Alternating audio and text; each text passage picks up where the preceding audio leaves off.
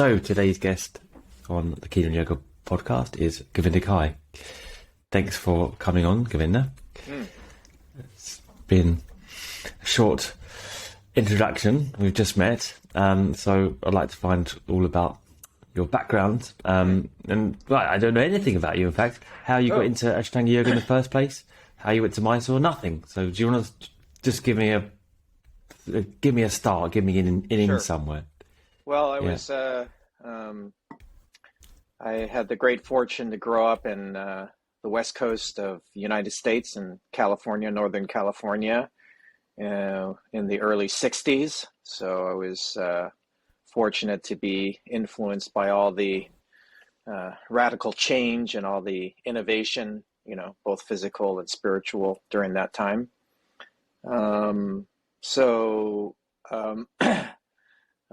My father was a very accomplished martial artist. So he was his main job was a high school math teacher, but after work he would teach martial arts, specifically the practice of Aikido in a local rec center in the evenings.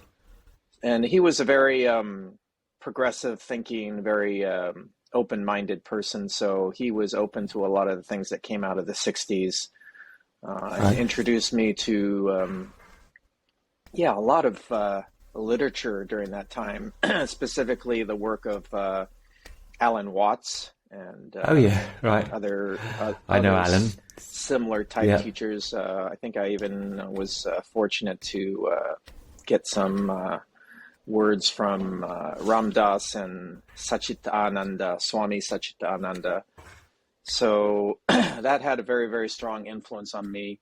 I also I grew up in a place called San Mateo, California, which is the suburbs of San Francisco. Right. In a relatively conservative community, and I grew up with a kind of a wild spirit. So I remember thinking in high school, I can't wait to get out of here. So I found this obscure little ad for a summer camp up in Northern California, up in the what's called the Shasta Trinity Triangle. So that's way far north, a lot of amazing wilderness there. And the camp was being run by a bunch of ex-hippies. So I got a lot of my thinking from that place too, like the organic garden and stargazing and mountain climbing and vegan diet and all these things I got introduced to at the age of 18. Right. Mm-hmm. And it really transformed my life because it introduced me to the experience of community, the experience of the wilderness as a kind of healing modality.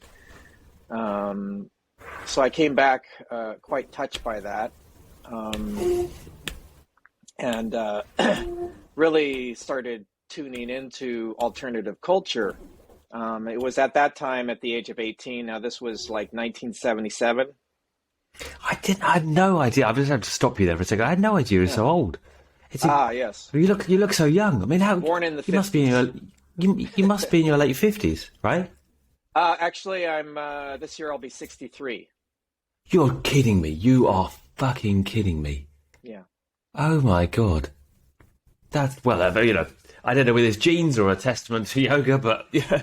Well, I think it's a combination of both. My family definitely had my ancestral line comes out of a place in Japan called Kumamoto, which is in the southern region of Japan, one of the southernmost big islands of Japan. It's known for its intense volcanic activity. In fact, my ancestors grew up under the shadow of a mountain called Mount Aso, which is probably one of the largest, most active volcanoes in the world. So when you see the landscape there, you see it's like super mineralized. So you see these like Jurassic Park style plants everywhere. And the people there are particularly hardy.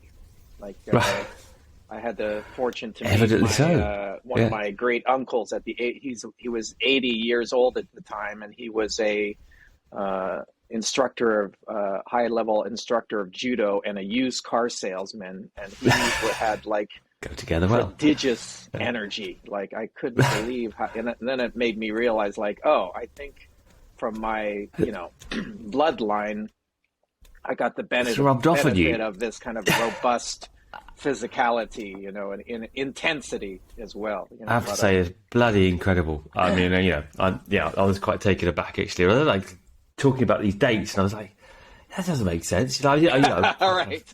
So I met Yoga in 1977. Yeah. And that in combination with all the things that I was reading and the influences that I was going under, I also was influenced heavily from the music of the 60s, particularly bands like the Grateful Dead and, these kinds of things. Yeah. So there was kind of a renaissance of the 60s happening, still, especially I went to university in a city called Santa Cruz, and that also was a kind of a holdout for the 60s generation. So there was a lot of that influence of the 60s there. So, that really... it was during that time that I also got to meet just some extraordinary people and teachers who had very strong influence. For example, when I went to the university, I was introduced to a young man at the time called Sogyal Rinpoche, who had just finished his education in Oxford and was in the United States as this kind of rebel Tibetan monk, just going crazy, basically. So myself and a few other students had the great fortune of being able to spend time with him and learn directly from him, these sort of Mahayana tradition and a lot of tantric type practices. That's incredible. He was just at university with you, was he? Yeah. So you're just kind of hanging out with him as a student? He just happened to be there. That's incredible. Incredible. Sogyal is, huge. At the time, he was, of course, completely unknown, but, and his energy, his power was as raw, as wild as ever. So that had a great deal of influence on me. Also at that time, even before I met Sogyal, I was introduced, and even while I was still in the conservative community of San Mateo, I was introduced to a man named Swami Muktananda. So story behind that was I was taking a class on the writings of Carlos Castaneda by this very unique and unusual man from South America. And he took us on a surprise field trip to the Siddha Yoga ashram across the bay in Emeryville. And he took us over there to receive Shaktipat from Swami Muktananda. So getting introduced to yoga, getting introduced to all this spiritual literature, especially the work of Ram Dass and Alan Watts, in combination with having close contact with Sogyal Rinpoche, getting Shaktipat from Muktananda, and I just regularly started attending the ashram there just because I love the chanting. They had a very, very strong chanting and meditation practice. I was also introduced to the writings of Shunryu Suzuki by my father, who was really the pioneer of the Zen meditation movement here in Northern California. So that also had, very strong influence on me, and started the practice, at 18, started the practice of Zen meditation.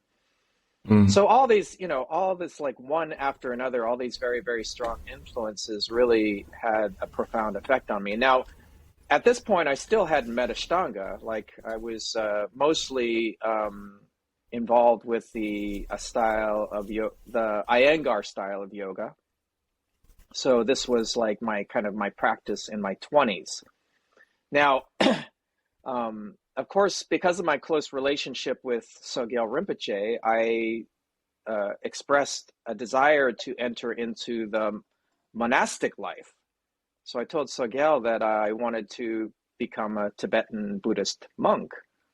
And he very strongly responded by saying that this was not my path, that I needed to become more integrated into the world. So he's like, no, it's not a good idea for you to become a monk. He said, because of your nature, this is much too easy a path for you. So he sent me back into the world. So I went back to San Mateo after university and became a real estate appraiser. And embraced the kind of materialistic lifestyle. You know, I was Right. I became quite successful. This was like the real estate boom of the 80s. So it was easy to make a lot of money during that time. At that time, I was like driving an Italian red Alfa Romeo rally car. I was dressing in Italian suits. I think my budget during these years was like, I was spending something like $2,000 to $3,000 a month on Italian clothing. I had sort of embraced the whole lifestyle of smoking cigars and drinking whiskey, and all the while still practicing yoga. Yeah. So that was That was your 30s. That was in my 20s. Okay. And also during this time, I got quite involved in the there was kind of like a self-improvement, self-help movement during this time in the 80s. Particularly the work of a man named Werner Erhard and one of his associates, a man named Fernando Flores. So this was sort of like these kind of self-help type of work, using, and I didn't really realize it at the time, but they're really using a lot of spiritual philosophy in these kinds of workshops to, you know, sort of like help people kind of do more self-reflection, basically. You know? So that had a very, very strong influence on me as well during my 20s. Now, during my late 20s, early 30s is when I was introduced to Ashtanga. And this was, of course, probably the way that many men are introduced to Ashtanga, is they start dating a woman who's doing Ashtanga. So naturally, I embraced Ashtanga. And then during this time, I was, during one of the early days of Ashtanga, I was in a yoga studio that had a week-long workshop coming with a teacher named Tim Miller. So Tim Miller was teaching a week-long workshop in San Francisco that I attended. It was a lead primary twice a day, morning and evening, for a week. And we did it twice. Well, you were actually only supposed to do it once. No one told me, and of course, because of my fiery and obsessive personality, I thought, well, if once is good, twice is good. So I went from basically only doing Iyengar yoga maybe once or twice a week to doing lead primary series twice a day for a week. So that was my introduction to Ashtanga. Did you find it easy straight away? Yeah. Did it come naturally? No, it did not come naturally. Okay. I remember just being in a world of pain, of course, during that week. And by the way, during this week, I also decided it was probably a good idea to fast. So I was only drinking water during that week and doing lead primary twice a day. Oh, that's insane. I would take these like really very, very hot Epsom salt baths before and after practice. So I'd fill up the bathtub with Epsom salts and really, really hot water and sit in the bathtub before and after practice. And that was my routine for the week while fasting. And naturally, I think towards the end of the week, it became so extreme that I stood up from the bath one time and completely blacked out and busted open my face, falling out of the bathtub and knocking my head on the toilet bowl. So that was the beginning of my Ashtanga practice. But you persevered. So what happened next? Yeah, I mean, this is a really good story. Yeah. You know, when I mean, if you when didn't I met have, the Ashtanga practice, it really yeah, was, it had the feeling of coming home, basically. right. You know, that level Mm, of intensity, that level of mm, focus, it was really like, um, you know, because I had been like, my general personality up until that point had been, I couldn't like stay in one place. I was one of those people, maybe like attention deficit disorder type people, where I couldn't keep my attention in any one place. So I would switch from one activity to another like quite quickly, you know. And Ashtanga was the one activity that like captured my attention and my energy, and made it possible for me to focus, to relax. And so in many mm. ways, you know, Ashtanga for me is like I, I figured it really saved my life. Like, you know, because I was, along with not being able to focus, was like all kinds of, my body also was kind of falling apart. Like I had this one issue, I had this issue that began when I was like around 19 or 20, where my shoulders started just randomly dislocating. Hmm. So one of the reasons why I was doing also, as in my 20s, as well as doing yoga, I was also doing martial arts, particularly Yeah, I was Aikido. going to say you learnt that with your dad, right? The Aikido. Yeah, Yeah, yeah, actually not yeah. through my dad, but he Your was the dude. reason why I was practicing. Yeah, yeah, Um, right. but during the practice of Aikido, I would regularly dislocate my shoulders. So that was one of the another attraction to Ashtanga, was here was a practice that was more gentle than the martial arts, that made it possible for me to not dislocate my joints as often. Bonus. So I Yeah. had like in my 20s, I had like probably 15, 16 dislocations on each side of my body, shoulder dislocations. Mm, mm, mm. So, Right. and also during this time, I was having like severe lower back pain. Like once or twice a year, my lower back would just like go out. So I'd be immobilized for like 3, 4 days, once or twice every year, by extreme lower back pain. Right. Mm. So, but the Ashtanga really, for my mental, emotional health, was just a real lifesaver during that time.